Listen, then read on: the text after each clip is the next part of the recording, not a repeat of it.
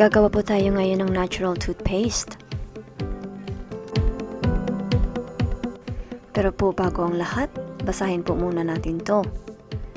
Huwag po tayong gagamit ng metal spoons or bowl kasi po magkakaroon po ng reaction ng bentonite clay sa metals.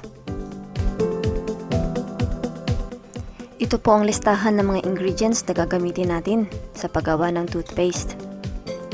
Ito pong mga sumusunod ang kakailanganin natin.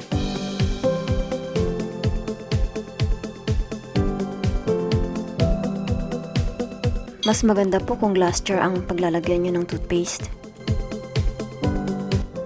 Ilagay na po natin ang bentonite clay. Ngayon po, ihalo na po natin ang tubig. Pagkatapos po, ay ihalo na po natin mabuti ang bentonite clay at tubig hanggang sa basa po ng tuluyan ang bentonite clay. Pwede na po nating ilagay ang lahat ng natitirang ingredients.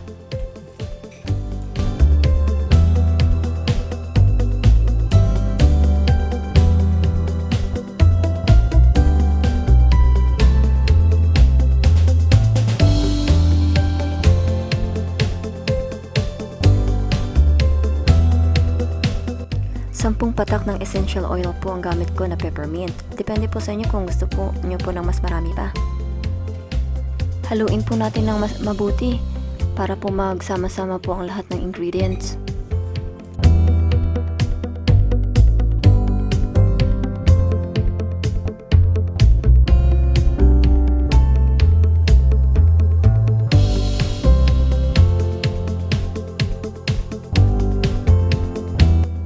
Ito na pang finished product, peppermint flavor. Sabi ng iba, abrasive daw po yung activated charcoal. Pero po sa ating ingredients recipe natin, half teaspoon lang pong ginamit natin sa isang jar.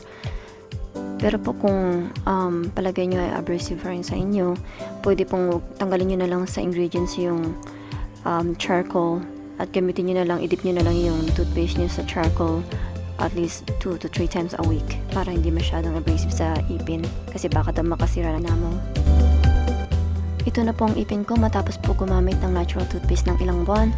Dati po madilaw po yan kasi sa stain ng kape. Napaka-sensitive pala din ng ipin ko.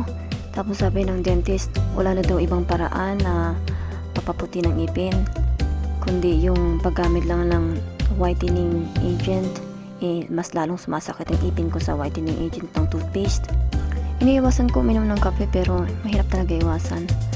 So nag-i-stain pa rin yung ipin ko pero hindi na ako nag-aalala kasi mapapaputi ko pa rin siya ng natural way, hindi na siya magiging sensitive. Maraming salamat po sa inyong panonood. Sana po mag-like po kayo at mag-subscribe at abangan nyo po yung mga ipopost ko sa susunod. May matutunan po kayo talaga. Salamat!